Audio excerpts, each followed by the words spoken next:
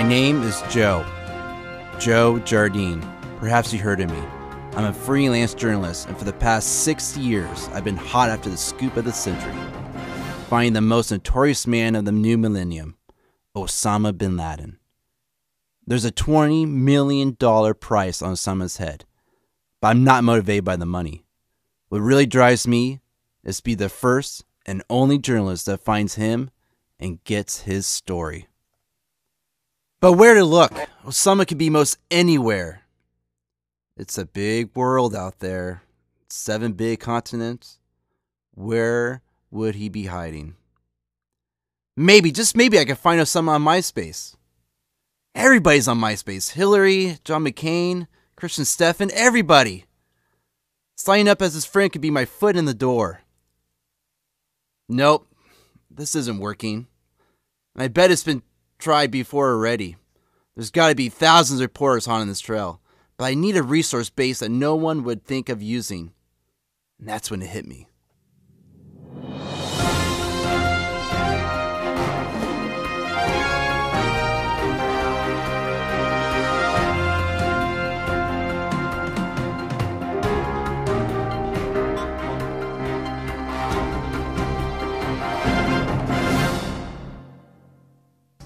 Hi, I'm Joe Jardine. How you doing? I'm good. Hey, I was wondering if you could help me find any books on Osama bin Laden. Yeah, I'll be happy to do it. Okay, thank you.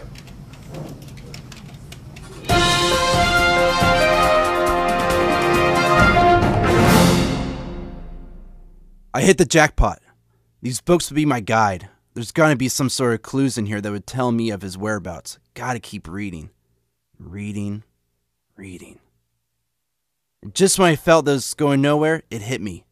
What if there was some sort of secret code? A Bin Laden code. Hey, it worked for Tom Hanks, didn't it? So, I told the number of pages of all the books and divided that number by the square root of pi, and then multiplied by 14, the number of letters in his name. I came up with what looked like GPS coordinates. Latitude, 3723.516. Longitude, 122.02.625. Holy cow. These are the coordinates to Afghanistan, the Tora Bora. Osama's a genius. He's hiding out in a place where everyone thinks he is, so no one is going to look there because it's so obvious.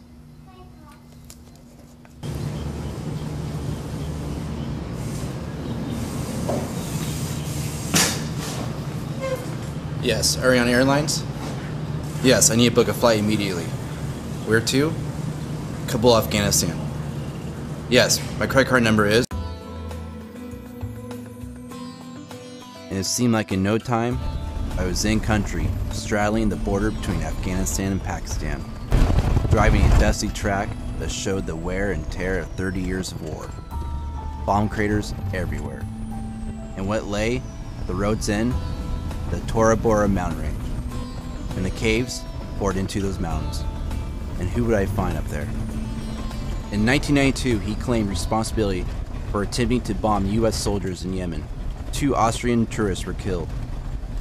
He was linked to a 1993 attack in Somalia, which killed 18 American servicemen who were helping in the United Nations famine relief efforts.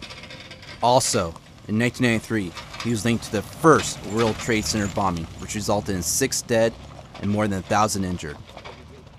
There was the 1996 bombing of the Egyptian embassy in Pakistan, which killed 17 people. On August 7, 1998, 2 bomb blasts devastated the U.S. embassies in Kenya and Tanzania, killing a total of 224 persons and injuring several others. In October of 2000, there was a bombing of the USS Cole in Yemen, which killed 17 persons. Bin Laden was suspected in this attack. And of course, he is the prime suspect in the attacks of September 11, 2001, which killed thousands and at least for a time changed everything.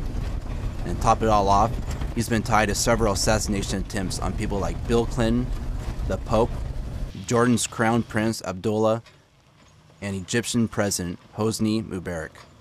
And he even killed Kenny. Twice. I would find a murderer, a terrorist. It began to break out on cold sweat. I had to multitask, one eye on my GPS, one eye on the road, in search of this tall Saudi Arab who frequently dresses in white.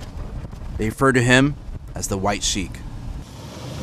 It won't be long now. The road ended so my journey began. Oh my gosh! What is that? That's either Bigfoot or the White Sheik. He must be fleeing to his cave. $20 million. Here I come.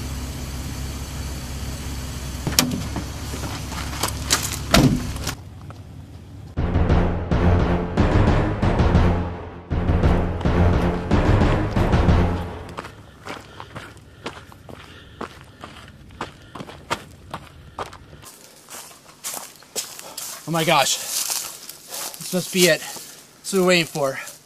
I believe this is the cave where Osama has been hiding out. This is his secret area. This is where he's been this whole time. Let's check it out. So this is it. The largest manhunt in the history comes down to this. I'm going to go in there, give my interview, find out the message that he is wanting the world to know. But to do so, I'm going to bring in my flashlight, I'm going to ditch the cameraman, I'm going to use my camcorder to make sure I don't frighten him or catch him off guard. Wish me luck. Come in! You have found me! It is okay. I know it's God's will. Yes, you have found me. I am here to share with you the reasons for my disappearance. Many years ago, is that I was in flight, running from your American army, and I was on a trail with some of my comrades. And that on that trail is that I experienced a bright blazing light, brighter than any light I have ever seen. And so I hit my knees, and I heard this voice. This voice said, "Osama, Osama, why are you persecuting me?" And I said, "Who are you, Lord?" And he said, "I am Jesus, whom you are persecuting." And so at that moment that I knew that this Jesus, who I did not believe to be the Son of God, was in fact alive, and all that he said he was. And so I began to follow this Jesus.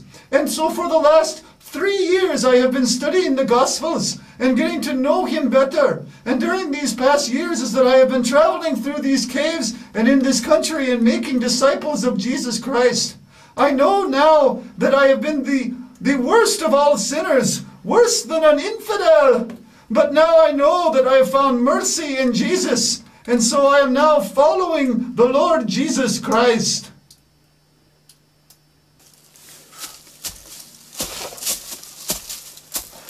Oh my gosh! So the biggest story of the century, Osama bin Laden,